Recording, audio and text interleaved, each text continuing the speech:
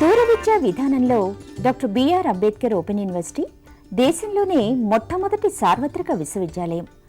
దాదాపు 2.5 దశాబ్దాలుగా దూర విద్యా విధానం ద్వారా కంప్యూటర్ కోర్సును అనుసంధానం చేస్తూ BA, BCom, BSc డిగ్రీ కోర్సులను అందిస్తోంది.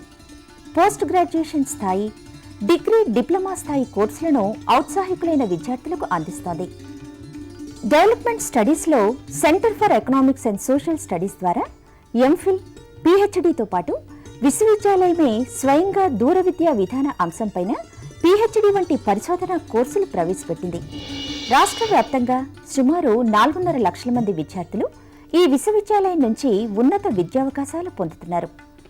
డాక్టర్ బిఆర్ అంబేద్కర్ సార్వత్రిక విశ్వవిద్యాలయం స్థానికంగా స్వయం బోధనా పద్ధతిలో ముద్రణ రూపంలో రూపొందించిన కోర్స్ మెటీరియల్ అందిస్తోంది. కోర్స్ మెటీరియల్ అధ్యయనానికి సహకరించే విధంగా రేడియో, టెలివిజన్ పాఠ్యాంశాల ఆధారంగా కార్యక్రమాలు ప్రసారం చేస్తోంది. అధ్యయన కేంద్రాల ద్వారా ఏర్పాటు చేసే సలహా సంసర్గ తరగతులు, సైన్స్ ప్రాక్టికల్ సౌకర్యాలు విద్యార్థులకు స్వయం అధ్యయనానికి ఒక చక్కటి అవకాశం. ఇవి విద్యార్థి సమీపంలో ఉండే అధ్యయన కేంద్రం నుంచే పొందొచ్చు.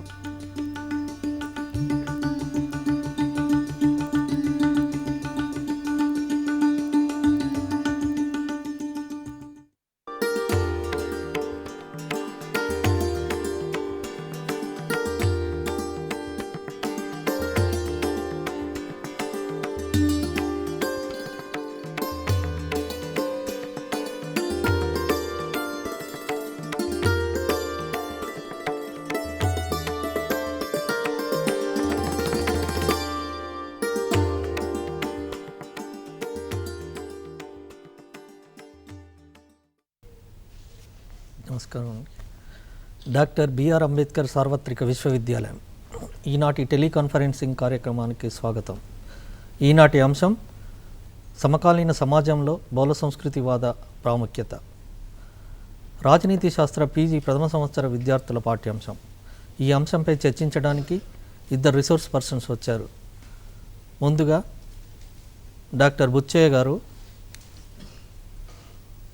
శ్రీ లక్ష్మీనరసింహస్వామి డిగ్రీ కళాశాల భువనగిరి మరియు శ్రీ పి వెంకటరమణ గారు తారా ప్రభుత్వ డిగ్రీ కళాశాల సంగారెడ్డి. ఈ అంశంపై చర్చ 2 భాగాలుగా ఉంటుంది. మొదటి 40 నిమిషాలు చర్చ కొనసాగుతుంది. చివరి 20 నిమిషాలు చర్చపై వచ్చే ప్రశ్నలకు మా సమాధానాలు ఉంటాయి. మీ ప్రశ్నలకు మా ఫోన్ నెంబర్ 04027031431 04027031432 04027031433. బౌల సంస్కృతవాదం. ఆధునిక సమాజాల్లో విభిన్న జాతులు తమ సాంస్కృతిక వైవిధ్యాన్ని, గుర్తింపును కోల్పోకుండా పౌరసత్వాన్ని పొంది హక్కులను అనుభవిస్తూ సహజీవనం చేయాలని తెలిపే తత్వాన్ని బహుళ సంస్కృతివాదంగా పేర్కొంటున్నాం. 2వ ప్రపంచ యుద్ధానంతరం అమెరికా, యూరప్ ఖండాలలో వలసలు పెరిగాయి. 1960 దశకం తర్వాత ఈ వలసలు మరింత ఎక్కువగా రావడం జరిగింది. అయితే వలసదారుల ప్రయోజన పరిరక్షణ కోసం రాజకీయ సర్దుబాట్లు, సంస్కృతి పరిరక్షణ, అదేవిధంగా రాజకీయ హక్కుల కల్పన మరియు పౌరసత్వం విస్తరింపు చేయడం జరిగింది. ఈ చర్యలకు న్యాయబద్ధత సమకూర్చే క్రమంలో ఆయా సమాజాల్లో ఈ బౌల సంస్కృతివాద వెలుగులోకి వచ్చింది. అయితే ఇటీవల ప్రపంచంలో ఈ బౌల సంస్కృతివాదంపై విస్తృతమైన చర్చ కొనసాగుతున్న నేపథ్యంలో ఈ పాఠ్యాంశాన్ని మనం చర్చకు ఈనాడు కొనసాగిస్తున్నాం.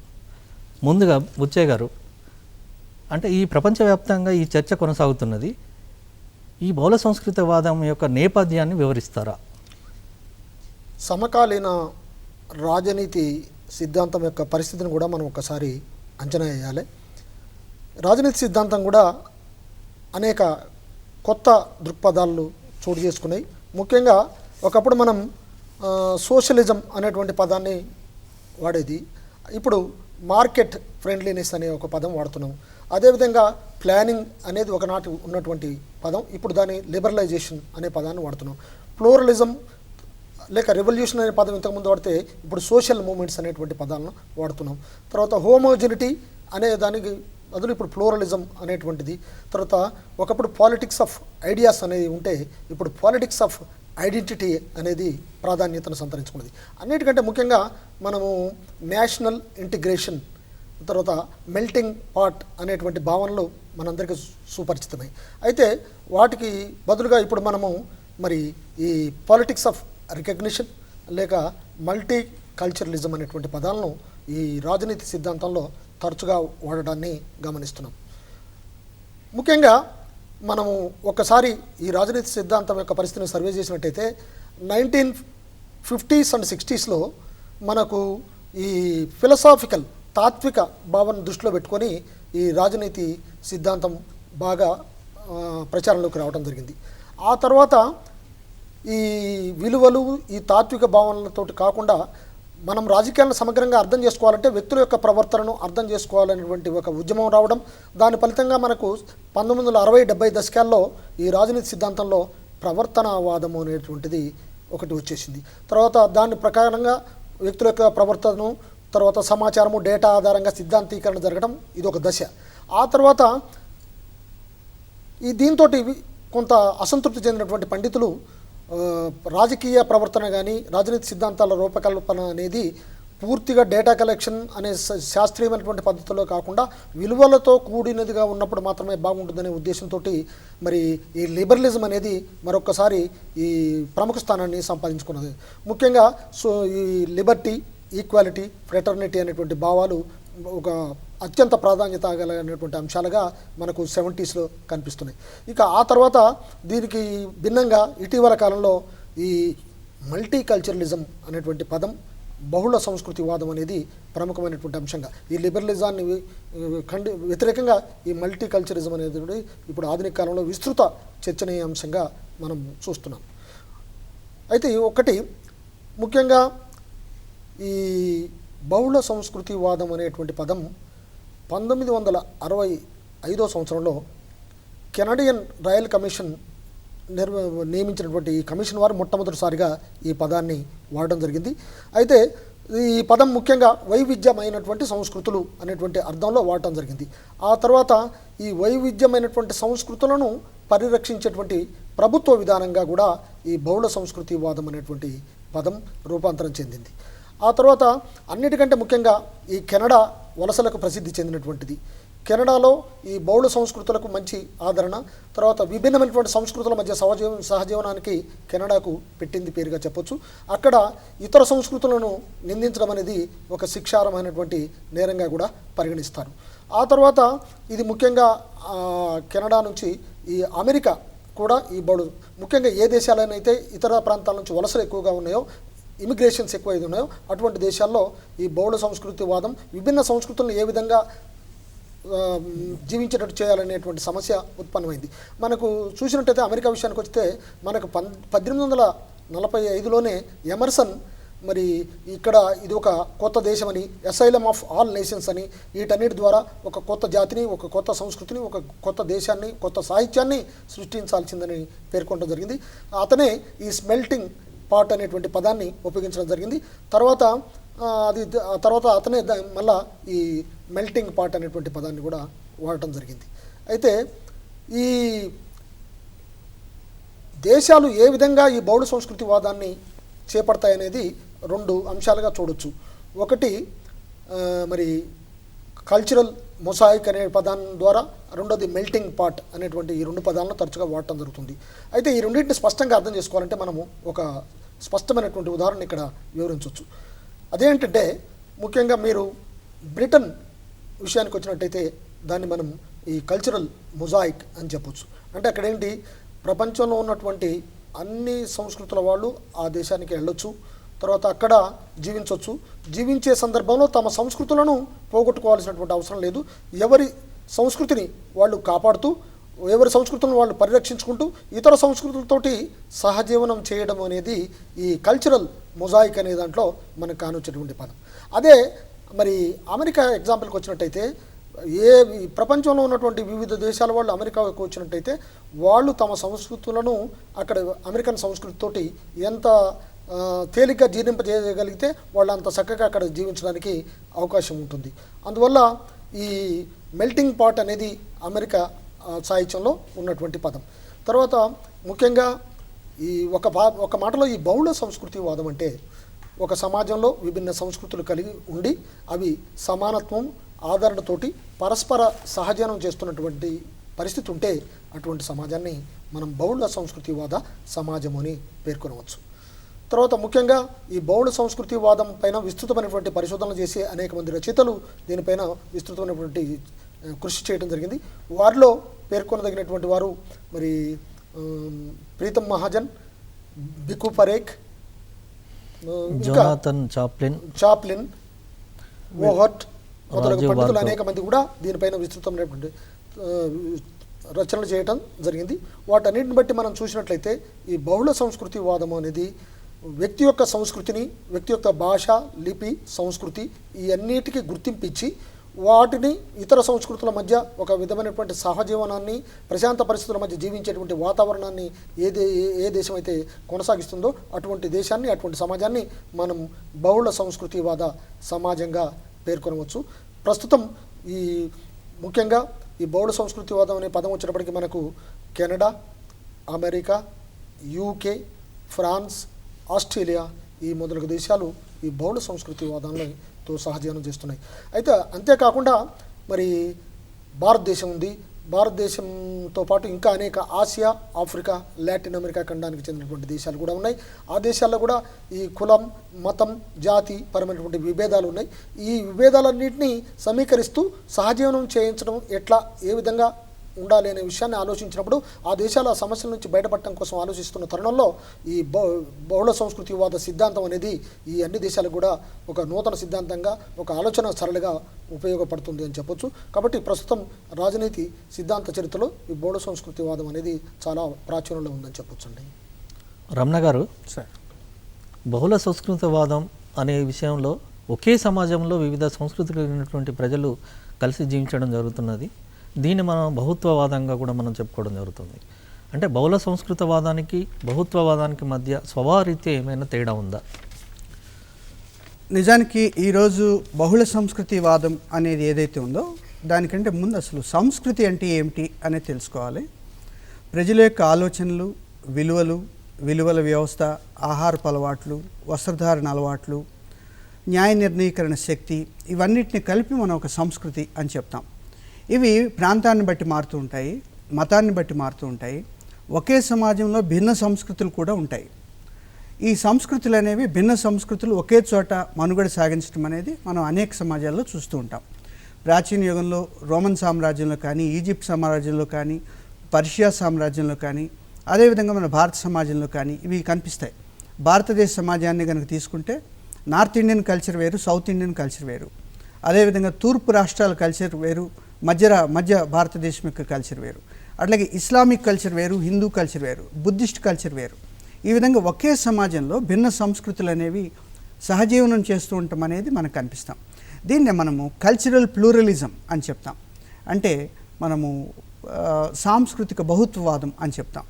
అయితే ఈ సాంస్కృతిక బహుత్వవాదం అనేది ఈ బహుళ సంస్కృతివాదం కంటే తక్కువ దానిగా చెప్తాం. ఈ బహుళ సంస్కృతివాదం అనేది ఏదైతుందో అది ఒకే సమాజంలో వివిధ సంస్కృతులు ఏవైతున్నాయో వాటి మధ్య సమాన ప్రాతిపదికన సమానత్వ సంబంధాలు ఉండాలి అని చెప్తుంది. ఏ సంస్కృతి కూడా గొప్ప కాదు, ఏ సంస్కృతి కూడా తక్కువ కాదు. No culture is superior, no culture is inferior. అంటే కల్చర్స్ అన్నీ కూడా సమానమే, సంస్కృతులన్నీ కూడా సమానమే అని చెప్తుంది. అందువలన ఒక ప్రధానమైన సంస్కృతి ఉండి మిగిలిన చిన్న చిన్న సంస్కృతులు ఏవైతే ఉంటాయో వాటిని, ఆ ప్రధానమైన సంస్కృతిని ఒక ఆధిపత్య సంస్కృతిగా, మిగిలిన సంస్కృతులను విధేయ సంస్కృతులుగా మార్చి కొంతకాలం తర్వాత ఆ ప్రధాన సంస్కృతి ఇంకా విధేయ సంస్కృతులు ఏవైతున్నాయో వాటిని మెల్లిగా నాశనం చేసి తనలో ఇముడ్చుకుని ఏదైతే చేసే ధోరణులు కనిపిస్తాయో దాన్ని ఈ బహుళ సంస్కృతివాదం అనేది వ్యతిరేకిస్తుంది. అందువలన ఈ బహుళ సంస్కృతివాదం అనేది ఒక 3 అంశాల ప్రాతిపదికన మనం చెప్తాం. ఒకటి ఏంటంటే ప్రతి సమాజంలోనూ కూడా అనేక సంస్కృతులు అనేవి ఉంటాయి. ఆ సంస్కృతుల మధ్య సమాన ప్రాతిపదికన సంబంధాలు ఉండాలి అనేది ఒకటి. రెండోది, ఒక సంస్కృతి ఇతర సంస్కృతుల్లో సంవిలీకరణ చెందకుండా తన గుర్తింపును కాపాడుకోవాలి అనేది ఒకటి. మూడోది, ప్రతి వ్యక్తి కూడా తను వ్యక్తిగత గుర్తింపుతో ఎలా అయితే అభివృద్ధి చెందుతాడో అదే క్రమంలో సాంస్కృతిక గుర్తింపు ద్వారా కూడా అంతే అభివృద్ధి చెందుతాడు. అందువలన వ్యక్తి యొక్క హక్కులు ఎంత ఇష్టమో, ఎంత ప్రధానమైనవో, సామూహిక హక్కులు అనేవి కూడా అంతే ప్రధానమైనవి. ఈ 3 అంశాలని కూడా ఈ బహుళ సంస్కృతివాదం అనేది ఈ రోజున చర్చకు తీసుకొచ్చింది. నిజానికి ఈ 21వ శతాబ్దిలో ఈ బహుళ సంస్కృతివాదం పైన ఎందుకు ఈ రోజున చర్చ పెరిగింది అంటే 2 అంశాలు చాలా ప్రధానంగా మనం పేర్కొంటాం. ఒకటి ఏంటంటే, ప్రపంచవ్యాప్తంగా ఈరోజు వలసలు ఎక్కువైనాయి. నిజానికి ఆసియా ఖండం నుంచి కానీ, ఆఫ్రికా ఖండం నుంచి కానీ, పశ్చిమ దేశాలకు, ప్రధానంగా అమెరికాకు, కెనడాకు, యూరోప్ ఖండానికి ఈ వలసలు ఎక్కువ కావటం అనేది వచ్చింది. దానితోటి ఈ వలసలు వెళ్ళిన ప్రజలు తమతో పాటు తమ సంస్కృతిని కూడా తీసుకువెళ్ళి ఆ సాంస్కృతిక గుర్తింపును అలాగే ఉంచుకోవాలి, తమ సంస్కృతిని అక్కడికి వెళ్ళిన సంస్కృతితో సమ్మిళీకరణ చేయకుండా తన సంస్కృతిని తాను కాపాడుకోవాలి అనే అభిలాష ఉండటం అనేది ఈ బహుళ సంస్కృతివాదం చర్చకు రావడానికి ప్రధాన కారణం. ఇక రెండోది ఏంటంటే, ప్రతి సమాజంలోనూ కూడా కొన్ని సంస్కృతులు చాలా ఆధిపత్య సంస్కృతులుగా ఉండటం, మరికొన్ని సంస్కృతులు అణచివేయబడటం అనేది జరిగింది. ఈ అణచివేయబడిన సంస్కృతులు అనేవి ముఖ్యంగా 2వ ప్రపంచ యుద్ధం తర్వాత ప్రపంచవ్యాప్తంగా అనేక దేశాల్లో రాజ్యాంగాలు రావటము, వాటికి కొన్ని హక్కులు అనేవి ఇవ్వటంతో ఈ అణచివేతకు గురైన వర్గాలు కొన్ని ప్రత్యేకమైన హక్కులను పొందాయి.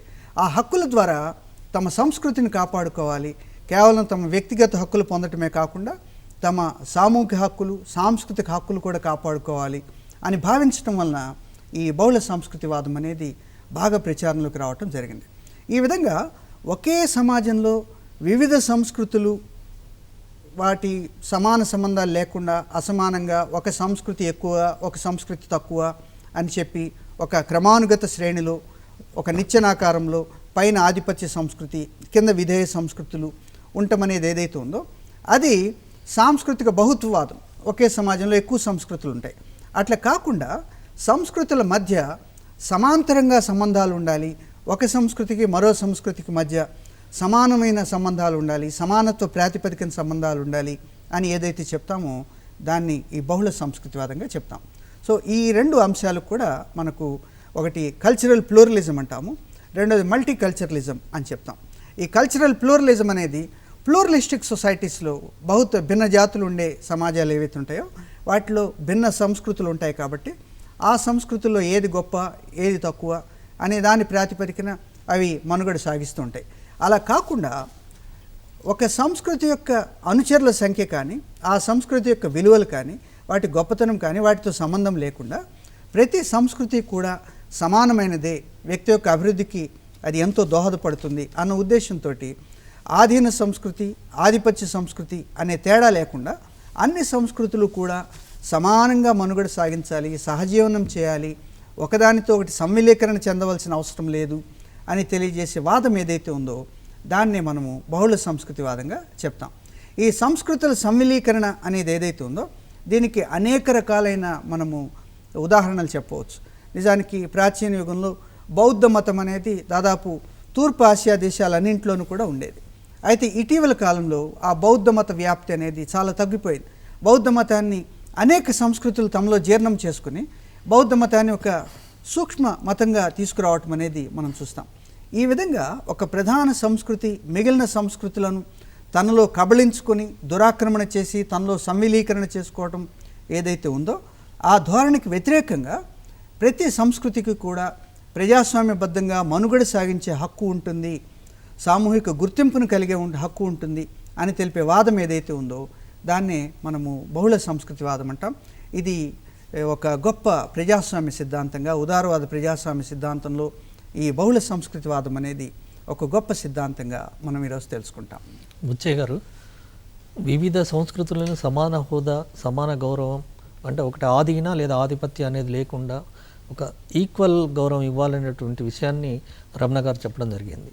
అయితే ఉదారవాద సిద్ధాంతానికి ఈ బహుళ సంస్కృతివాద సిద్ధాంతం ఏమైనా మార్పులు సూచించిందా? ఉదారవాదం ముఖ్యంగా కొన్ని ముఖ్యమైనటువంటి సూత్రాల ప్రాతిపదిక ఏర్పడిందండి. ముఖ్యంగా ఉదారవాదంలో మనకు కనిపించేది ఒకటి స్వేచ్ఛ, రెండోది సమానత్వం, అన్ని సంస్కృతులు స్వేచ్ఛ సమానత్వాన్ని అనుభవిస్తూ సహజీవనం చేయాలి అనేది ఈ ఉదారవాద సిద్ధాంతం యొక్క ముఖ్య అంశం. అయితే ఇది ఈ స్వేచ్ఛ సమానత్వం గురించి మాట్లాడుతూ ఈ ప్రజల సంస్కృతుల పట్ల ఈ ఉదారవాదం అనేది కొంతవరకు ఈ మౌనాన్ని ప్రదర్శిస్తుంది. అందువల్ల ఈ ఆధిపత్య సంస్కృతుల్లో ఈ అల్ప సంస్కృతులు సంలీకరణ చెందేటువంటి ప్రమాదం ఉంది. అందువల్ల ఉదారవాదంలో ఉన్నటువంటి ఆ లక్షణాలను లోపాలను ఈ వెలుగెత్తి చాటడంలో ఈ బౌద్ధ సంస్కృతివాదం అనేది చాలా ప్రముఖమైనటువంటి పాత్ర వహించింది. ముఖ్యంగా వీరు చెప్పేది ఏంటంటే ఈ ఉదారవాదము అనేది వ్యక్తి స్థాయిలో మాత్రమే గుర్తింపునిస్తుంది, వ్యక్తి హక్కులకు మాత్రమే ఎక్కువ ప్రాధాన్యత ఇస్తుంది. అంటే వ్యక్తి తన అభిప్రాయాలను, అభిరుచులను, సాంప్రదాయాలను కాపాడుకోవడానికి ఎక్కువ ప్రాధాన్యత ఇస్తుంది. అదే సమూహాల విషయానికి వచ్చేటప్పటికీ ఇది సమూహపు హక్కులను గురించి కానీ, సమూహపు వైవిధ్యాన్ని గురించి కానీ ఉదారవాదం పెద్దగా పట్టించుకోవడం జరగలేదు. రెండవది, ఈ ఉదారవాదం పౌర రాజకీయ హక్కులను మాత్రమే ప్రసాదిస్తుంది. వాటిని పరిరక్షించడం, వాటి విషయంలో సమానత్వాన్ని పాటించడం పట్లనే తన దృష్టిని కేంద్రీకరిస్తుంది. కానీ ఈ సాంస్కృతిక పరమైనటువంటి వైవిధ్యం పట్ల పెద్దగా దృష్టిని కేంద్రీకరించట్లేదు.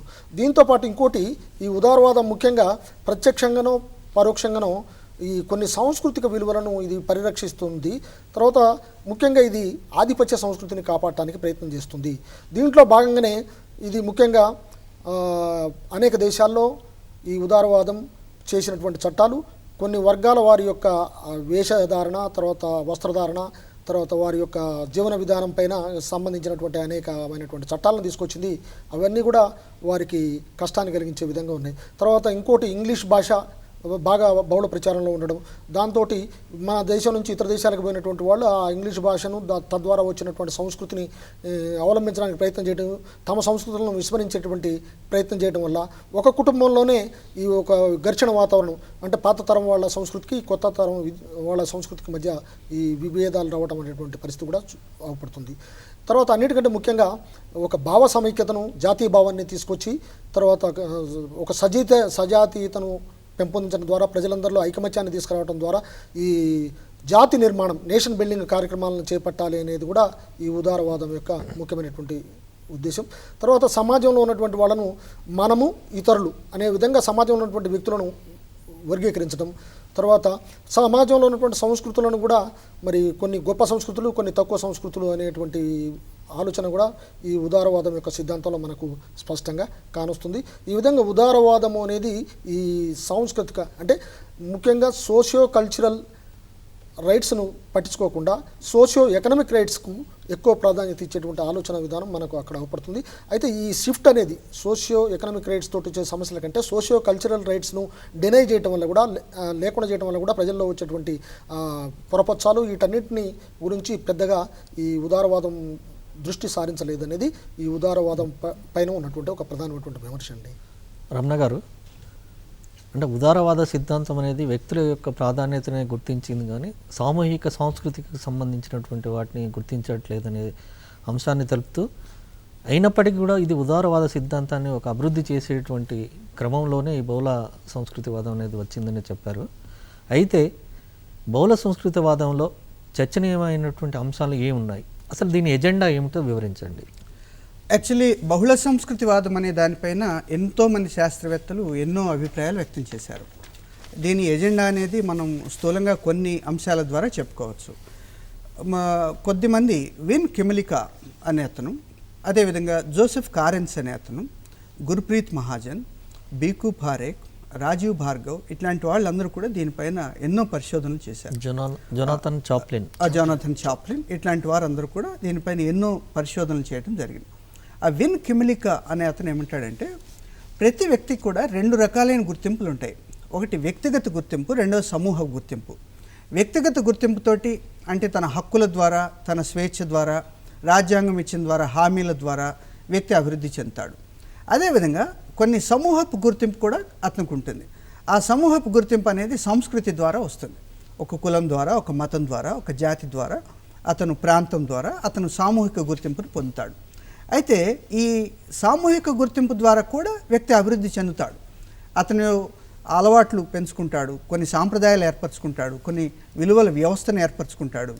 కాబట్టి వ్యక్తి యొక్క అభివృద్ధి అనే దానికి వ్యక్తిగత గుర్తింపు ఎంత అవసరమో సామూహిక గుర్తింపు కూడా అంతే అవసరం. కాబట్టి ఈ సామూహిక గుర్తింపులన్నింటినీ కూడా గౌరవించే వాదం ఏదైతే ఉందో దాన్నే బహుళ సంస్కృతివాదంగా అతను విన్ కెమిలికా పేర్కొంటాడు. ఇక రెండో అతను జోసెఫ్ కారెన్స్ అనే అతను ఏమంటాడంటే, ఆధునిక సమాజాల్లో ప్రధానంగా ఈ పారిశ్రామికానంతర సమాజాలు ఏవైతే ఉన్నాయో ఈ పోస్ట్ ఇండస్ట్రియల్ సొసైటీస్ అనే వాటిలో ప్రజలు ఎన్నో ఆటుపోట్లను ఎదుర్కొంటారు. అవి మేధోపరమైన ఆటుపోట్లు, సంపదపరమైన ఆటుపోట్లు, ఉద్యోగ భద్రతపరమైన ఆటుపోట్లు, మానసికమైన ఆటుపోట్లు, ఈ విధంగా ఎన్నో సంక్షోభాలను ఆటుపోట్లను ఎదుర్కొంటాడు. అవి ఒక్కొక్కసారి వ్యక్తి తనకు తాను పరిష్కరించుకునే స్థితిలో ఉండలేడు. అట్లాంటప్పుడు తను సమూహం పైన ఆధారపడతాడు, తన సంస్కృతి పైన ఆధారపడతాడు. కాబట్టి వ్యక్తి యొక్క మనుగడకు, వ్యక్తి యొక్క భద్రతకు కేవలము సమూహమే కాకుండా అతని సంస్కృతి కూడా ఎంతో దోహదపడుతూ ఉంటుంది. అలాంటి సంస్కృతిని గౌరవించే వాదం ఏదైతే ఉందో దాన్ని బహుళ సంస్కృతివాదంగా అతను పేర్కొంటాడు. ఇక బీకు ఫరేక్ అనే అతను ఏం చెప్తాడంటే, ఒక వ్యక్తి తనలో ఉండే భాష, తనలో ఉండే సాంప్రదాయము, విలువలు మొదలైన వాటిని ద్వారా ఏ విధంగా అయితే అభివృద్ధి చెందుతాడో ఆ సంస్కృతిని ఏ వాదం అయితే గౌరవిస్తుందో దాన్నే బహుళ సంస్కృతివాదం అంటాడు. ఈ ముగ్గురు చెప్పిన నిర్వచనాలు, ఒకటి విమ్ కెమిలికా చెప్పిన నిర్వచనం కానీ, రెండో జోసెఫ్ కారెన్స్ నిర్వచనం కానీ, మూడోది మన బీకు ఫరేక్ నిర్వచనం కానీ, ఈ మూడింటిని చూస్తే మనకు కొన్ని అంశాలు స్పష్టంగా తెలుస్తాయి. దాని ద్వారానే మనము ఈ బహుళ సంస్కృతివాదం యొక్క ఎజెండా అనేది తెలుసుకోవచ్చు. ఒకటి ఏంటంటే, రాజ్య వ్యవస్థ అన్ని సంస్కృతులను సమానంగా గౌరవించాలి, భిన్న సంస్కృతులను సమానంగా గౌరవించాలి అనేది ఒకటి. రెండోది, ప్రతి సంస్కృతికి కూడా చట్టబద్ధత కల్పించాలి, దాన్ని లీగలైజ్ చేయాలి, సంస్కృతిని లీగలైజ్ చేయాలి, సాంస్కృతిక హక్కులను లీగలైజ్ చేయాలి అనేది. ఇక మూడోది, ప్రతి వ్యక్తికి, ప్రతి సమూహానికి కూడా కొన్ని హక్కులు కేటాయించాలి. వ్యక్తికి ఏ విధంగా అయితే రాజ్యాంగం హక్కులు ఇస్తుందో అదేవిధంగా సమూహాలకు కూడా హక్కులు ఇవ్వాలి. వాటిని గ్రూప్ రైట్స్ అని చెప్తాం. మనం ఐక్యరాజ్య సమితి 1948వ సంవత్సరంలో మానవ హక్కుల ప్రకటన అనేది ఏదైతే చేసిందో దాంట్లో 3 రకాలైన హక్కులు ఇచ్చింది.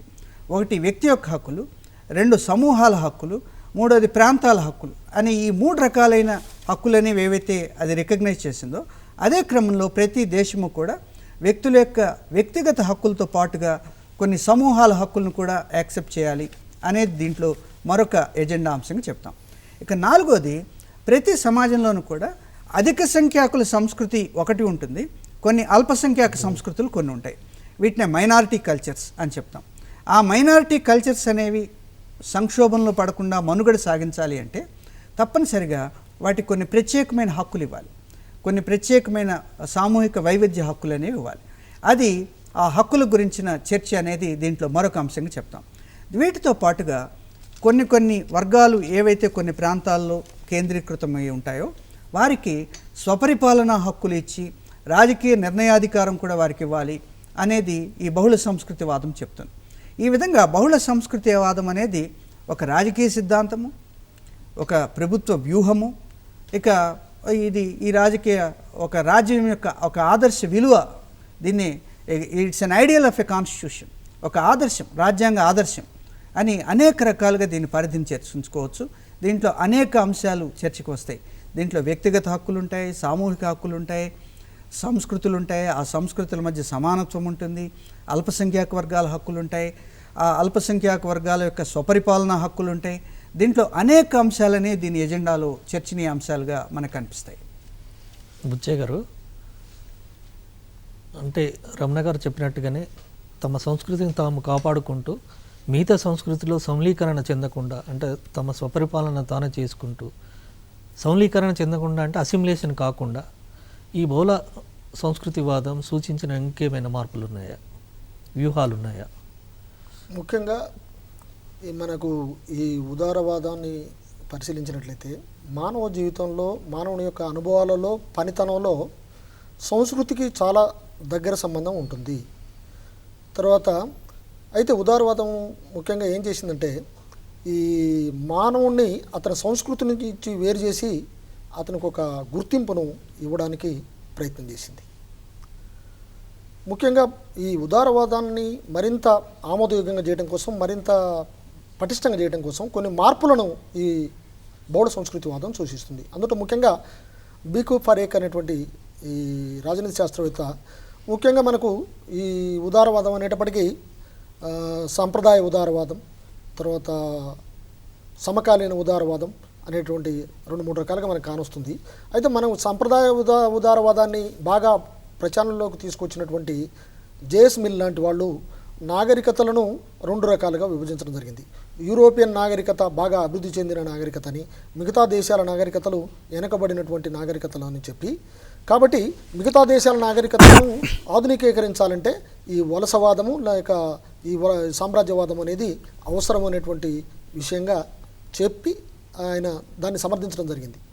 ఏది మిగతా జాతులను సంస్కృతులను ఆధునికీకరించాలంటే, వాళ్ళని బాగా ఎన్లైటన్ చేయాలంటే, దాంట్లో కొత్త మార్పులు తీసుకురావాలంటే ఈ పరాయి దేశాల యొక్క పాలన అవసరం. దాంట్లో భాగంగానే మేము వైట్ మ్యాన్స్ బర్డెన్ కానీ దాన్ని సమర్థించడం జరిగింది. అదేవిధంగా ఇప్పుడు సమకాలీన ఉదారవాదాన్ని పరిశీలించినట్లయితే దాంట్లో కూడా ముఖ్యంగా ఇందులో కూడా అనేక లోపాలు ఉన్నాయని, ఒకటి ఫండమెంటలిజం, అదే మౌఢ్యం, మత మౌఢ్యం కానీ ఇతర రకాలైనటువంటి మౌఢ్యానికి నిలయమై ఉంటుందని, తర్వాత లింగ వివక్షతతో కూడి ఉంటుందని, అందువల్ల ఈ రెండింటిని బాగు చేయాలంటే ఈ ఇప్పుడున్నటువంటి ఈ ఉదారవాదంలో సంస్కరణలు తీసుకురావాలంటే కూడా ఈ రాజ్యం యొక్క జోక్యం అవసరం అని చెప్పి ఈ విధంగా రాజ్యం యొక్క జోక్యాన్ని లెజిటిమైజ్ చేస్తున్నారన్నమాట. అంటే ఏదో ఒక విధంగా మా అవసరం ఉన్నది అని చెప్పి ఆమోదింపజేసుకోవడానికి ప్రయత్నం చేస్తున్నారు. ఈ ప్రయత్నంలో భాగంగా ఈ ఉదారవాదాన్ని మరింత ఆమోదయోగ్యమైనటువంటి సిద్ధాంతంగా మార్చడం కోసం బహుళ సంస్కృతివాదం ముఖ్యంగా అనేక సూచనలు చేసిందండి. అందులో మొట్టమొదటిది ఈ ఉదారవాద చట్టం యొక్క పరిధిలోకి ఈ సాంస్కృతిక అంశాలను చేర్చాలనేది మొట్టమొదటి సూత్రం. అంటే ఓన్లీ కల్చరల్ రైట్స్ను మీరు కూడా ప్రాతిపదిక తీసుకోవాలి. ఇది ఎకనమిక్ అండ్ పొలిటికల్ రైట్సే కాదు, సోషల్ అండ్ కల్చరల్ రైట్స్ను కూడా ఈ ఆధునిక ప్రభుత్వాలు చేసేటువంటి చట్టాల్లో ప్రముఖమైనటువంటి అంశంగా ఉండాలి. అంటే చట్టం యొక్క దృష్టి ఈ సామాజిక అంశాల పట్ల కేంద్రీకరించాలనేది వీళ్ళు సూచించేటువంటి మొట్టమొదటి అంశం. రెండవది ఈ సాంస్కృతిక జాతీయవాదము. అంటే ఏదో ఒక ప్రధానమైనటువంటి జాతి సంస్కృతి అదే ప్రబలమైనటువంటిది కాకుండా సాంస్కృతిక జాతీయవాదం స్థానంలో సాంస్కృతిక వైవిధ్యాలను గుర్తించాలి. అంటే కల్చరల్ ప్లూరాలిటీ అనేదాన్ని గుర్తించాలి. అప్పుడే ఈ ఉదారవాదానికి మరింత విలువ వస్తుందని చెప్తుంది. తర్వాత ఈ జాతులు ఈ మతాల మధ్య వివక్షతలను గుర్తించి వివక్షతలను గురైనటువంటి జాతులకు కొన్ని ప్రత్యేకమైనటువంటి అవకాశాలు ఇవ్వాలి. అంటే నిరాదరణకు గురైనటువంటి వర్గాలకు కొన్ని ప్రత్యేకమైనటువంటి హక్కులు ఇవ్వాలి. ముఖ్యంగా సమాజంలో ఉన్నటువంటి ఈ వివక్షతకు గురైనటువంటి వాళ్లకు కొన్ని సమూహ మరియు వైవిధ్య హక్కులను కూడా ప్రసాదించాలి అంటుంది. అంటే మరి గ్రూప్ రైట్స్ అండ్ డిఫరెన్షియేటెడ్ రైట్స్ను వీళ్ళకు ఇస్తే బాగుంటుందని చెప్తుంది. తర్వాత ఇంకోటి ఈ విధంగా కొన్ని చర్యలు తీసుకుంటే ఈ వివక్షతలు అనేవి తగ్గిపోతాయి. తర్వాత ముఖ్యంగా వీళ్ళు చట్టాలను తయారు చేసే విషయంలో సున్నితత్వమైనటువంటి అంశాల విషయాల్లో చట్టాలు చేసే బాధ్యతను ప్రభుత్వాలు తీసుకోవాలి. తర్వాత అందరినీ ముఖ్యంగా వాళ్ళ వస్త్రధారణ విషయంలో కానీ ఇటువంటి విషయాల్లో చేసే చట్టాలను మరి అందరికీ ఆమోదయోగ్యమైనటువంటి చట్టాలను చేసేటువంటి బాధ్యతను కూడా ఈ రాజ్యమే తీసుకోవాలి. ఇవన్నీ తీసుకొని చేసినట్టయితే ఈ ఉదారవాదం మరింత ఆమోదయోగ్యమైనటువంటి సిద్ధాంతంగా పనికొస్తుందని ఈ బహుళ సంస్కృతివాదం ఉదారవాదాన్ని మరింత ఆమోదయోగ్య సిద్ధాంతంగా చేయడం కోసం ఈ సూచనలు చేయడం జరిగిందండి. రమణ గారు, అంటే బహుళ సంస్కృతివాదం అనేది వివిధ సంస్కృతుల యొక్క గుర్తింపును ప్రభుత్వమే గుర్తించాలని లేదా వాటికి తోడ్పాటు అందించాలని సమాన హోదా కల్పించాలనేది చెప్పడం జరిగింది. అయితే బహుళ సంస్కృతివాదం ఒక విధాన వ్యూహంగా ఉంటుంది కాబట్టి ఆధునిక రాజ్యాలు వాటిని ఏ విధంగా ఆదరిస్తున్నాయి? బహుళ సంస్కృతివాదం అనేది ఒక పాలసీ స్ట్రాటజీగా, అంటే దాన్ని విధాన వ్యూహంగా, పరిపాలనా విధానంగా కొన్ని దేశాలు అంగీకరించాయి. నిజానికి 1970వ సంవత్సరంలో కెనడా దేశము, ఆ తర్వాత అమెరికా, తర్వాత ఆస్ట్రేలియా, ఇంగ్లాండ్, ఆ తర్వాత అనేక ఇతర దేశాలు ఈ మల్టీ కల్చరల్ పాలసీ అనే దాన్ని తీసుకురావటం అనేది జరిగింది. ఈ పాలసీ అనేది రావటం వలన ప్రతి రాజ్యంలోనూ కూడా అనేక విధానాలపైన వీటి ప్రభావం కనిపిస్తుంది. ఒకటి విద్యా విధానం పైన, రెండు అల్పసంఖ్యాక వర్గాల విధానం పైన, ఇక మూడోది శాస్త్ర సాంకేతిక రంగ విధానం పైన, అదేవిధంగా పౌర శిక్షా స్మృతులపైన, ఇట్లా అనేక విధాల ప్రభుత్వ విధానాలపైన దీని ప్రభావం అనేది కనిపిస్తుంది. అన్ని సంస్కృతులు సమానము అని చెప్పటం వలన విద్యా విధానంలో అన్ని సంస్కృతులకు సంబంధించిన అంశాలు కూడా పాఠ్యాంశాలుగా చేర్చాలి. అది దానిపైన వచ్చే ఒక ప్రభావంగా చూపిస్తాం. ఇక రెండోది అల్పసంఖ్యాక వర్గాల విధానం, అంటే మైనారిటీ పాలసీ అనేది ప్రభుత్వానికి ఏదైతే ఉందో దాంట్లో భాగంగా మైనారిటీలకు కూడా కొన్ని జాతీయ పర్వదినాలు ఉంటాయి, వాటికి సెలవులు ప్రకటించాలి. మైనారిటీలకు కొంతమందికి కొంత ప్రత్యేక వస్త్రధారణ ఉంటుంది, సిక్కులకు శిరస్త్రాణం ధరించే స్వేచ్ఛ ఉండాలి, ముస్లిం బాలికలకు హిజబ్ ధరించే స్వేచ్ఛ ఉండాలి, బురకా ధరించే స్వేచ్ఛ ఉండాలి. ఇవన్నీ కూడా అల్పసంఖ్యాక వర్గాల యొక్క వస్త్రధారణ అలవాట్లను గౌరవించాలి. ఈ విధంగా అల్పసంఖ్యాక వర్గాల విధానం పైన ఒక ప్రభావం చూపుతుంది. అదేవిధంగా అల్పసంఖ్యాక వర్గాలు కొన్ని రేడియోలు కానీ టీవీలు కానీ ఇతర ప్రచార యంత్రాంగాన్ని ఏర్పరచుకోవడానికి దానికి కూడా అవకాశం కల్పించాలి. ప్రభుత్వమే కొన్నిసార్లు కేటాయించాలి, కొన్నిసార్లు వారంతట వారు ఏర్పరచుకున్నప్పటికీ కూడా దాన్ని ప్రభుత్వం గౌరవించాలి. అదేవిధంగా ప్రభుత్వము అల్పసంఖ్యాక వర్గాల విద్యాసంస్థలు ఏర్పాటు చేసుకోవడానికి, వాళ్ళ సంస్కృతిని విస్తరించుకోవడానికి అవకాశాలు కల్పించాలి. ఇవి మనము ఈ అల్పసంఖ్యాక వర్గాల విధానం పైన వచ్చే ప్రభావంగా చూపిస్తాం. అల్పసంఖ్యాక వర్గాలకు కొన్ని సాంస్కృతిక చిహ్నాలు ఉంటాయి, ఆ సంస్కృతిని గౌరవించాలి అని చెప్పటం. అదేవిధంగా ప్రతి రాజ్యంలోనూ కూడా అల్పసంఖ్యాక వర్గాలు ఎవరైతే ఉంటాయో వారిలో కొద్ది అణచివేతకు గురైన వర్గాలు ఎవరైతే ఉంటారో వారికి కొన్ని ప్రత్యేకమైన హక్కులు కేటాయించాలి, కొన్ని ప్రత్యేకమైన రిజర్వేషన్ సౌకర్యాలు కల్పించాలి. ఎందువలనంటే వారిని కూడా మిగిలిన సమాజంతో పాటు సమానంగా లెక్కించినప్పుడు వారికి ఆ సమానత్వాన్ని అందుకోవడానికి మనకి సరైన పరిస్థితులు లేనప్పుడు ఆ సమానత్వం మరి చాలా మిథ్యగా మారిపోతుంది. అందువలన ఒక రిజర్వేషన్ విధానం అనేది ప్రభుత్వం ఏదైతే ఉందో దానికి ఈ బహుళ సంస్కృతివాదం ద్వారా సమానత్వంతో పాటు కొన్ని ప్రత్యేకమైన హక్కులు ఇవ్వాల్సిన అవసరం ఉంటుంది. ఈ విధంగా ప్రభుత్వం యొక్క రిజర్వేషన్ విధానం పైన ఈ బహుళ సంస్కృతివాదం యొక్క ప్రభావం అనేది కనిపిస్తుంది.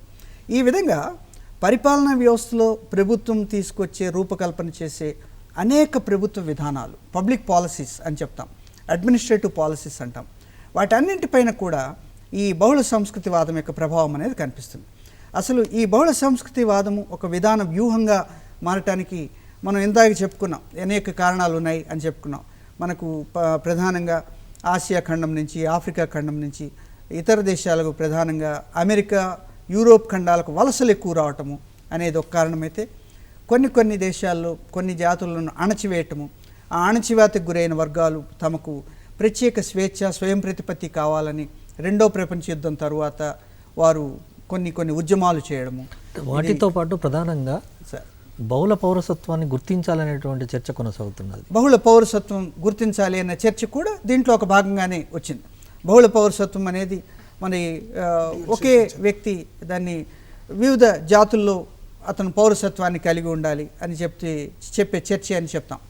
ఈ విధంగా మనకు బహుళ సంస్కృతివాదం అనేది ఈ రోజున ఒక విస్తృతమైన ఒక చర్చగా రావడానికి, ఒక విధాన వ్యూహంగా రావడానికి ఎంతో కనిపిస్తుంది. దీంట్లోనే భాగంగా ఒక ప్రధాన సంస్కృతికి దాని యొక్క అసహనానికి తట్టుకోలేక మిగిలిన సంస్కృతులు కొన్ని ప్రత్యేక హామీలు కావాలని కోరటము అది కూడా దీంట్లో కనిపిస్తుంది. వీటన్నింటితో పాటు 1948లో ఐక్యరాజ్య సమితి మానవ హక్కుల ప్రకటన అనేది ఏదైతే చేసిందో ఆ ప్రకటన కొన్ని సాంస్కృతిక హక్కులను గుర్తించడము, వివిధ తరాల హక్కులు, first generation rights, second generation rights, third generation rights అనే 3 తరాల హక్కులను గుర్తించడము, వాటిలో ఈ సాంస్కృతిక హక్కులు అనే వాటికి పెద్దపీట వేయటము, దీంతో ఒక సాంస్కృతిక చైతన్యం అనేది ప్రజల్లో వచ్చింది. ఆ చైతన్యంతో ప్రజలు తమ సంస్కృతిని ఎట్లయినా కాపాడుకోవాలి, తాము సాంస్కృతిక గుర్తింపును కాపాడుకోవాలి, ప్రతి వ్యక్తికి కూడా వ్యక్తిగత గుర్తింపుతో పాటు ఒక సాంస్కృతిక గుర్తింపు కూడా ఉంటుంది, కాబట్టి ఇవి రెండూ తప్పనిసరి అవుతాయి అని చెప్పి ఈ చైతన్యం అనేది ఏదైతే ఉందో అది కూడా ప్రభుత్వం తను ఈ బహుళ సంస్కృతివాదాన్ని స్వీకరించి ఒక విధాన వ్యూహంగా మార్చుకోవడానికి మనం కనిపిస్తుంది. ఇదే సందర్భంలో మనము లౌకికవాదం అనే మరొక పదం కూడా మనకు కనిపిస్తుంది. లౌకికవాదం అనేది కేవలం మతాలను గౌరవించడం, మతాలను సమానంగా గౌరవించడం మాత్రమే అవుతుంది. కానీ బహుళ సంస్కృతివాదం అనేది ఒక ప్రభుత్వ విధానం, ఇది అనేక ఇతర విధానాలపైన ప్రభావం చూపుతుంది. విద్యా విధానంపైన దీని ప్రభావం ఉంటుంది, అల్పసంఖ్యాక వర్గాల విధానంపైన దీని ప్రభావం ఉంటుంది. పౌర శిక్షా స్మృతి, ఏ సంస్కృతికి ఆ సంస్కృతికి వివాహ చట్టాలు, విడాకుల చట్టాలు, హిందూ వివాహ చట్టం, ముస్లిం వివాహ చట్టం, క్రైస్తవ వివాహ చట్టం, సిక్ వివాహ చట్టం, అదేవిధంగా ఆస్తి పంపిణీ చట్టాలు, ఇవన్నీ కూడా ప్రత్యేక జాతులు వాటి చట్టాలను తయారు చేసుకునే స్వయం ప్రతిపత్తిని కలిగి ఉండాలి అనే విధానాన్ని ఈ బహుళ సంస్కృతివాదం ప్రభావితం చేస్తుంది. అందువలన ఒక ప్రభుత్వం యొక్క అనేక విధానాలను ఇది ప్రభావితం చేస్తుంది. కాబట్టి ఇది ఒక రాజ్యాంగ మూల సిద్ధాంతంగా మనం పేర్కొంటాం, ఇది ఒక రాజ్యాంగ ఆదర్శంగా మనం పేర్కొంటాం. అందువల్లనే బహుళ సంస్కృతివాదాన్ని ఒక పరిపాలనా వ్యూహం అనే కంటే కూడా ఒక విధానపరమైన వ్యూహంగా, ఒక రాజకీయ ఆదర్శంగా చెప్పుకోవటం అనేది చాలా బాగుంటుంది అని రాజీవ్ భార్గవ్ అనే అతను పేర్కొంటాడు. సో ఈ విధంగా ఒక రాజకీయ వ్యూహంగా, అది ఒక రాజ్యాంగ వ్యూహంగా అనేక ప్రభుత్వ విధానాలను, ప్రభుత్వంలో ఉండే వ్యవసాయ విధానము, పారిశ్రామిక విధానము, విద్యా విధానము, పర్యాటక విధానము, అల్పసంఖ్యాక వర్గాల విధానము, రిజర్వేషన్ విధానం, ఇట్లా ఒక్కొక్క ప్రభుత్వం అనేక విధానాలు రూపొందిస్తుంది. ఈ పాలసీస్ని అన్నిటిని కూడా, వీటిని పబ్లిక్ పాలసీస్ అంటాం, అడ్మినిస్ట్రేటివ్ పబ్లిక్ పాలసీస్, వీటిని ఈ బహుళ సంస్కృతివాదం అనేది చాలా స్పష్టంగా అది ప్రభావితం చేస్తుంది. అందువలన ఈ బహుళ సంస్కృతివాదం అనేది కేవలం ఒక అభివృద్ధి వ్యూహం మాత్రమే కాదు, అది ఒక రాజకీయ మూల సిద్ధాంతంగా కూడా మనం పేర్కొంటాం.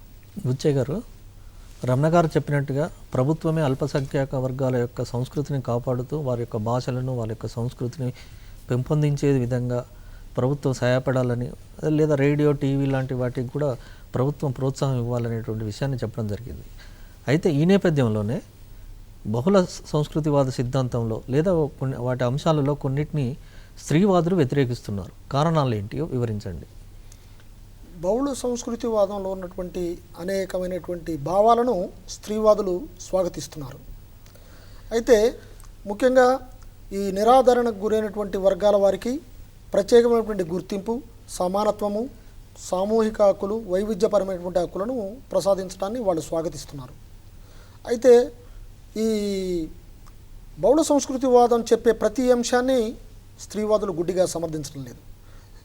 ముఖ్యంగా బహుళ సంస్కృతివాదం పేరుతోటి కొన్ని జాతులు, కొన్ని వాళ్ళు పాటించేటువంటి సంప్రదాయాలు అవి ముఖ్యంగా ఈ పురుషాధిక్యతను కలిగి ఉంటున్నాయి. అయితే ఈ జాతులు చేసేటువంటి అన్యాయానికి వ్యతిరేకంగా, రాజ్యాలకు, ప్రభుత్వాలకు వ్యతిరేకంగా స్త్రీవాదులు ఎంతో పోరాటం చేసి అనేక హక్కులను, రాయితీలను పొందడం జరిగింది. అయితే ఇప్పుడు మరొకసారి మనము ఈ వైవిధ్య హక్కులు, డిఫరెన్షియేటెడ్ రైట్స్ పేరుతోటి, తర్వాత ఈ సమూహపు హక్కులతోటి, ఈ ప్రత్యేకమైనటువంటి తెగలకు గుర్తింపించి హక్కులు ఇవ్వడం వల్ల ఈ హక్కుల పేరుతోటి వాళ్ళు ఎంతో కాలం పోరాటం చేసి సంపాదించుకున్నటువంటి హక్కులను తిరిగి కోల్పోయేటువంటి ప్రమాదం ఉంది. దాన్ని వాళ్ళు వ్యతిరేకిస్తున్నారు అనమాట. అంటే వీళ్ళకి హక్కులు ఇచ్చే నెపంతో మేము ఇంతకాలం పోరాటం చేసి సంపాదించుకున్నటువంటి హక్కులను కాలరాసే ప్రయత్నం చేయొద్దు. అన్నిటికంటే ముఖ్యంగా కొన్ని జాతుల్లో, కొన్ని సంస్కృతుల్లో ఈ పురుషాధిక్య ప్యాట్రియార్కీ అనేది ముఖ్యంగా మనకు కొట్టొచ్చినట్టు కానొస్తుంటుంది. దానివల్ల ఏమవుతున్నారు, ఈ స్త్రీలు ముఖ్యంగా అణిచివేతకు గురవుతున్నారు. అందువల్ల ముఖ్యంగా స్త్రీవాదులు అనేది ఏంటంటే, బహుళ సంస్కృతివాదం చెప్పినట్టుగా మీరు ఇవన్నీ వీరందరికీ వేరు గుర్తింపు ఇవ్వండి, వారి పట్ల సమానత్వాన్ని, సంస్కృతుల పట్ల సమానత్వాన్ని పాటించండి. అయితే వీటితోటి పాటు ఈ సమూహపు హక్కులతో పాటు స్త్రీల అణచివేతకును నుంచి ఈ మహిళలను కాపాడటానికి కూడా కొన్ని ప్రత్యేకమైనటువంటి హక్కులను రాజ్యాలు గుర్తించి రూపొందించి అమలు పరచాలనేది ముఖ్యంగా వీళ్ళు కోరుతున్నటువంటి ముఖ్యమైనటువంటి అంశం. అన్నిటికంటే ముఖ్యంగా స్త్రీలకు మాత్రమే సంబంధించినటువంటి కొన్ని అంశాలు ఉన్నాయి. ఒకటి కుటుంబ నిర్వహణ బాధ్యత, రెండోది మరి గర్భం ధరించడంలో వారికి ఉన్నటువంటి స్వేచ్ఛ, పిల్లల పెంపకము, తర్వాత ఇటు ఈ ఉద్యోగ నిర్వహణ, ఈ కుటుంబ నిర్వహణ అనే వీటి మధ్య వచ్చినటువంటి ఈ కుటుంబ వ్యవస్థలో చోటు చేసుకున్నటువంటి నూతన మార్పులు, వీటన్నిటి పట్ల కూడా ప్రభుత్వం మరి స్త్రీలకు సంబంధించినటువంటి కొన్ని ప్రత్యేకమైనటువంటి హక్కులను రూపొందించాలని, ఏ విధంగానైతే ఈ అణచివేత నుంచి గురి చేయాలని అట్లనే ప్రత్యేకమైనటువంటి బడ్జెట్లు, ఉమెన్ ఓరియంటెడ్ బడ్జెట్స్ను రూపొందించడం, వాళ్ళకు ప్రత్యేకమైనటువంటి రాయితీలు కల్పించడం, తర్వాత ఈ గర్భధారణ విషయంలో స్త్రీకి స్వేచ్ఛను అవసరమైనప్పుడు తన అభిప్రాయాన్ని కూడా పరిగణలోకి తీసుకున్నటువంటి హక్కులను మరి రాజ్యాలు గుర్తించి అమలు జరిపితే బాగుంటుందనే విషయాన్ని వాళ్ళు కోరుతున్నారు. అయితే బహుత్వవాదం చెప్పినట్టుగా ఈ సమూహపు హక్కులు ఇవ్వడానికి, సమానత్వం, వివిధ సంస్కృతుల పట్ల సమానత్వాన్ని నెలకొల్పడాన్ని స్త్రీవాదులు సమర్థిస్తున్నారు. రమణ గారు, సామాజిక వైవిధ్య హక్కుల పరిరక్షణకు బహుళ సంస్కృతివాదం ఏ విధంగా ఉపయోగపడుతుంది? సామాజిక వైవిధ్య హక్కులు అనేవి ఏ సందర్భంలో అవసరమవుతాయి అనేది ముందు తెలుసుకుంటే, ఒక ప్రధానమైన సంస్కృతి ఇతర సంస్కృతులను చెల్లాచెదురు చేస్తూ, వాటిని వినాశనం చేస్తూ, ఆ సంస్కృతులను తనలోకి ఇముడ్చుకుంటూ, సంవిలేకరణ చేసుకుంటూ, ఎకల్చరేషన్ అండ్ అసిమిలేషన్ అని చెప్తాం. ఒక ప్రధానమైన సంస్కృతి ఇతర సంస్కృతులను తనలో విలీకరణ చేసుకుంటూ, ఇతరులకు గుర్తింపు లేకుండా తన గుర్తింపు ద్వారానే సమాజం మనగలగాలి అని అసహన ధోరణి ప్రదర్శించినప్పుడు, అప్పుడు ఇతర సంస్కృతులకు కొన్ని ప్రత్యేక హక్కులు అనేవి తప్పనిసరిగా అవసరమవుతాయి. ఇవి 3 రకాలైన హక్కులు ఉంటాయి. ఒకటి ఏంటంటే ఒకటి సాంస్కృతిక హక్కులు, వీటిని కల్చరల్ రైట్స్ అంటాం. రెండోది ప్రత్యేక ప్రాతినిధ్య హక్కులు. మూడోది స్వపరిపాలన హక్కులు. ఈ 3 రకాలైన హక్కులు కూడా మనకు కనిపిస్తాయి. ఈ సాంస్కృతిక హక్కులు అంటే ప్రతి వ్యక్తికి కూడా తన భాష, తన మతము, తన శైలి, తన అలవాట్లు, తన వస్త్రధారణ అలవాట్లు, తన ఆహారపు అలవాట్లు, అదేవిధంగా తన సంస్కృతి, ఆ సంస్కృతి చిహ్నాలు, అదేవిధంగా పండుగలు, విలువల వ్యవస్థ, వీటిని కాపాడుకునే హక్కులు ఏవైతే ఉన్నాయో వీటిని మనము కల్చరల్ రైట్స్ అని చెప్తాం. ఈ కల్చరల్ రైట్స్ అనేవి సమాజంలో అందరికీ ఒకే విధంగా ఉండవు. ఇవి వ్యక్తులను బట్టి, సమాజాన్ని బట్టి, సంస్కృతిని బట్టి మారుతూ ఉంటాయి. కొన్ని సంస్కృతులు శాకాహార సంస్కృతిని కలిగి ఉంటాయి, కొన్ని సంస్కృతులు మాంసాహార సంస్కృతిని కలిగి ఉంటాయి. సో ఈ విధంగా ఆహారపు అలవాట్లో కానీ, వస్త్రధారణ అలవాట్లో కానీ కొన్ని ప్రత్యేకమైన హక్కులు కావాలి అని కోరడం అనేది ఈ సామాజిక సామూహిక ఈ వైవిధ్య హక్కులుగా మనం చెప్తాం. ఈ సామూహిక వైవిధ్య హక్కులుగా చెప్తాం. ఇది ఒక అంశం. ఇక రెండోది స్వపరిపాలన హక్కులు. ఏ సంస్కృతులైతే కొన్ని ప్రాంతాల్లో కేంద్రీకృతమై ఉంటాయో ఆ ప్రాంతాల్లో వారికి పరిపాలనా అంశాల్లో, భూమి వినియోగంలో కానీ, నీటి వినియోగంలో కానీ, రాజకీయ నిర్ణయీకరణలో కానీ, వనరుల వినియోగంలో కానీ, వాటిలన్నింటిలోనూ కూడా ఆ రిసోర్స్ మేనేజ్మెంట్ అనే దాంట్లో కొన్ని ప్రత్యేకమైన హక్కులు కావాలి. అది సమాఖ్య వ్యవస్థలో భాగంగా, సమాఖ్య సూత్రాలకు అనుగుణంగా కొంత స్వయం ప్రతిపత్తితో ఈ ప్రాంతాలకు హక్కులు ఉండాలి అని చెప్పేదాన్ని స్వపరిపాలన హక్కులుగా మనం చెప్తాం. ఇక మూడోది ప్రత్యేక ప్రాతినిధ్య హక్కులు. ప్రత్యేక ప్రాతినిధ్య హక్కులు అంటే ఒక వ్యవస్థలో ఇతర వర్గాలతో సమానంగా కొంత ప్రత్యేకతతో ప్రాతినిధ్యాన్ని కల్పించడం, విద్యా అవకాశాలు కల్పించడం, ఉద్యోగ అవకాశాలు కల్పించడం, ఉపాధి రంగంలో అవకాశాలు కల్పించడం, రిజర్వేషన్లు కల్పించడం, అదేవిధంగా పార్లమెంట్లకు, అసెంబ్లీలకు వాటిలో కొన్ని సీట్లు రిజర్వ్ చేయటం, సామాజిక రాజకీయ ఆర్థిక రంగాల్లో ఎవరైతే వెనుకబడిన వర్గాలు ఉంటాయో ఆ వర్గాలు లేదా ఆయా సంస్కృతులు ఏవైతే ఉంటాయో వారికి ప్రత్యేకమైన ప్రాతినిధ్య హక్కులు కలిగించడం. నిజానికి ఇది బెల్జియంలో ఒక 3 విభిన్న సంస్కృతులకి కలిపి బెల్జియం పార్లమెంటులో ప్రత్యేక ప్రాతినిధ్య పద్ధతి అనేది ఒకటి ఉంది. అదేవిధంగా కెనడాలోని క్యూబెక్ అనే ప్రాంతంలో అది వివిధ సంస్కృతుల యొక్క సమ్మేళనం. ఆ సంస్కృతులకు ప్రతి సంస్కృతికి కూడా స్వయం ప్రతిపత్తి అనేది మనకు కనిపిస్తుంది. అదేవిధంగా న్యూజిలాండ్లో మౌర్య జాతి ప్రజలకు కూడా ఈ ప్రత్యేక సాంస్కృతిక హక్కులు అనేవి, ప్రాతినిధ్య హక్కులు అనేవి కనిపిస్తాయి. భారతదేశ రాజ్యాంగంలో మనం షెడ్యూల్డ్ కులాలు, షెడ్యూల్డ్ తెగలు మొదలైన వారికి కొంత ప్రత్యేక ప్రాతినిధ్యం కల్పిస్తాం. స్థానిక స్వపరిపాలనా సంస్థలో మనకు వెనుకబడిన తరగతులకు ప్రత్యేక ప్రాతినిధ్యం కల్పిస్తాం. అదేవిధంగా విద్యారంగము, ఉద్యోగ రంగము, ఉపాధి రంగము, శాస్త్ర సాంకేతిక రంగాలు, ఈ రంగాలన్నింటిలోనూ కూడా వీరికి ప్రత్యేక హక్కులు కేటాయిస్తాం. వీటన్నింటినీ కూడా మనము సామూహిక వైవిధ్య హక్కులుగా మనం పేర్కొంటాం. ఈ హక్కుల ద్వారా అల్పసంఖ్యాక వర్గాల్లో ఒక మానసికమైన సౌకర్యం అనేది వస్తుంది. ఆ సైకలాజికల్ కంఫర్ట్ అని చెప్తాం. ఆ సైకలాజికల్ కంఫర్ట్ ద్వారా ఆ వ్యక్తులు. రమణ గారు ఒక ఫోన్ వచ్చిందండి. హలో హలో చెప్పండి, మీ పేరండి? అవునండి, చెప్పండి, మీ పేరండి?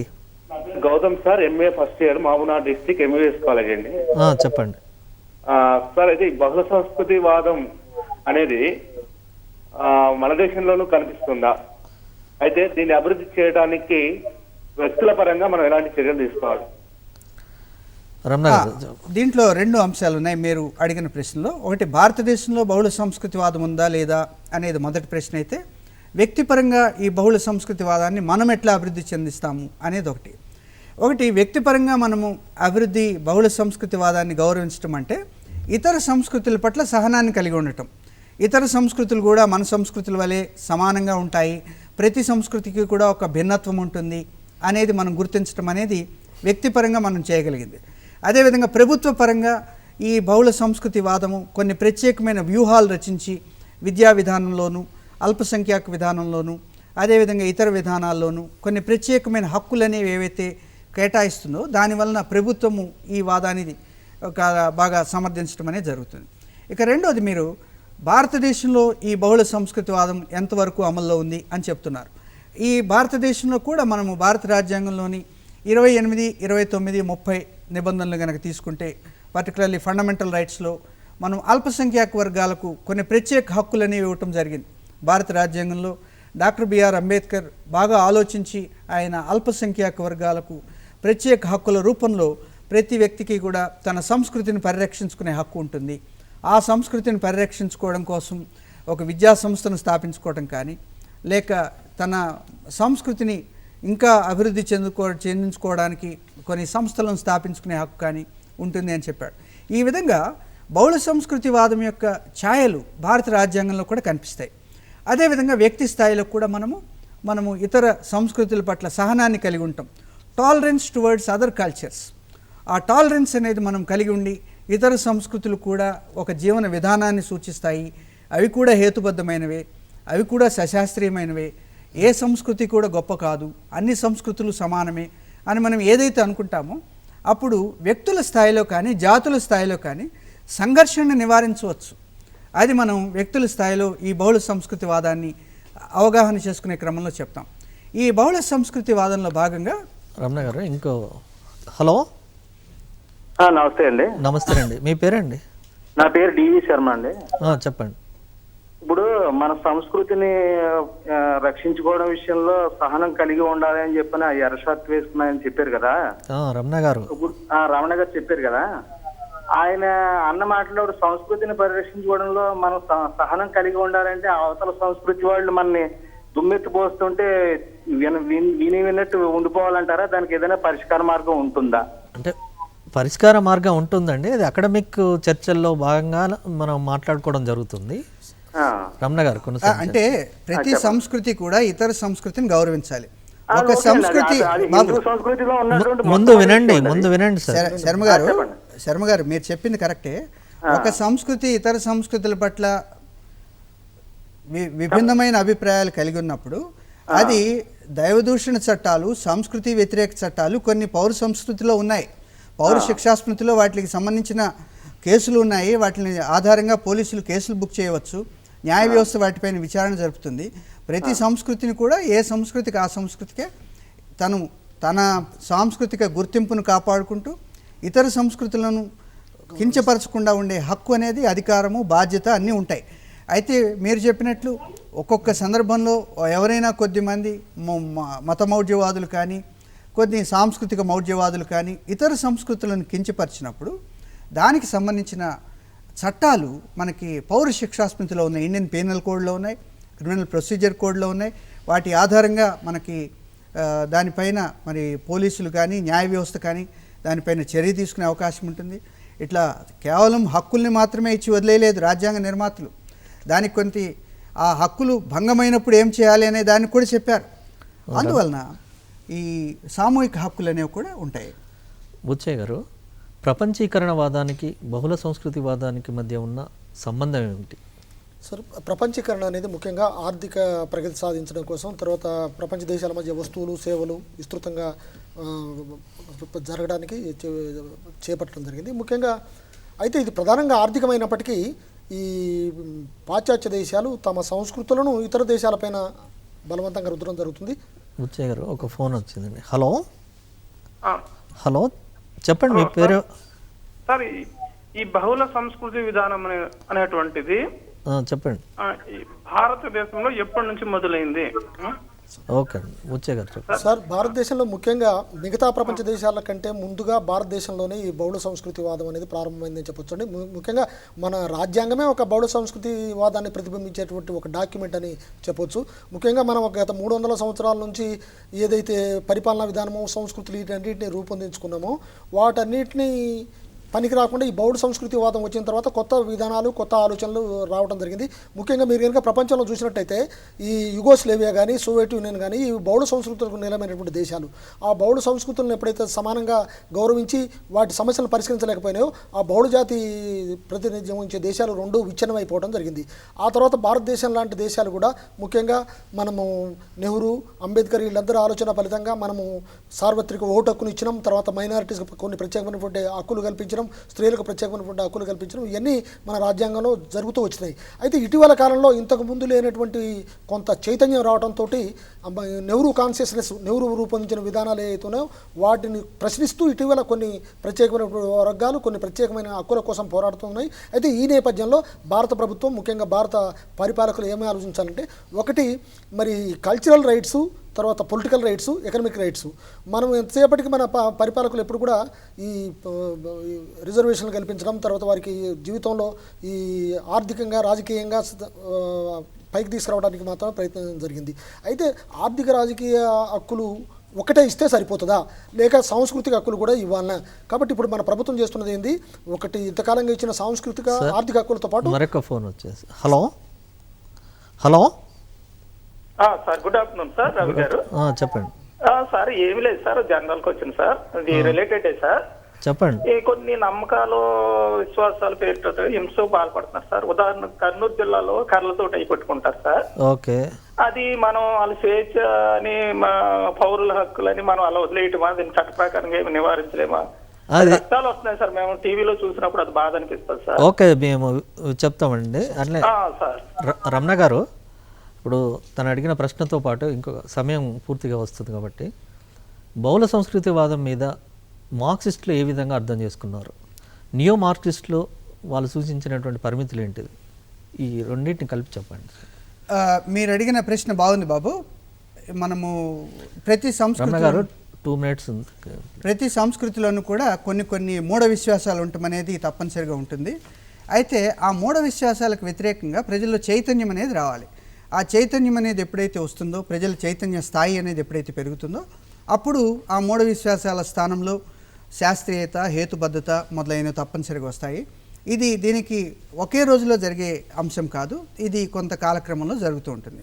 ఇక మార్క్సిస్టులు, నియో మార్క్సిస్టుల అభిప్రాయంలో సంస్కృతి అనే అంశం పైన నిజానికి కార్ల్ మార్క్స్ కానీ, లెనిన్, స్టాలిన్, బుఖారిన్, లక్సెంబర్గ్ ఇట్లాంటి వాదులందరూ కూడా సాంప్రదాయ కమ్యూనిస్ట్ వాదులుగా పేర్కొంటాం. వారు ఆర్థిక అంశాల ద్వారానే సంస్కృతి అనేది బలపడుతుంది, ఆర్థిక అంశాలే సంస్కృతిని బలోపేతం చేస్తాయి, ఆర్థిక అంశాలు సంస్కృతిని నిర్దేశిస్తాయి, ఉత్పత్తి శక్తుల ద్వారా సంస్కృతి నిర్దేశితమవుతుంది అని చెప్తారు.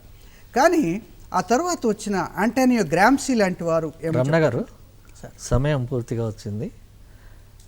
మా స్టూడియోకి వచ్చి బహుళ సంస్కృతివాదంపై చర్చ కొనసాగించినందుకు, బహుళ సంస్కృతివాదం అంటే ఏంటి, బహుళ సంస్కృతివాదానికి బహుత్వ వాదానికి మధ్య ఉన్న తేడా ఏంటి, ప్రపంచీకరణకు అదేవిధంగా ఉదారవాదానికి గల కొనసాగింపుగా, అదేవిధంగా అల్పసంఖ్యాక వర్గాల సంస్కృతి, సమాజానికి సంబంధించినటువంటి వారి హక్కులను గుర్తించి ప్రభుత్వమే తోడ్పాటు అందించాలని, అదేవిధంగా మార్క్సిస్టులు ఏ విధంగా అర్థం చేసుకున్నారు అంటే ఆర్థిక రంగంలో మాత్రమే సూచించారు, ఈ భౌతిక సిద్ధాంతం సాంస్కృతిక పరంగా గుర్తింపుని ఇవ్వాలని కోరుకుంటున్నది. ఈ విధంగా చర్చ కొనసాగించినందుకు మా విద్యార్థులకు ఎంతగానో ఉపయోగపడుతుందని ఆశిస్తూ ధన్యవాదాలు తెలుపుతూ ఈ చర్చను ఇంతటితో ముగిస్తున్నాం.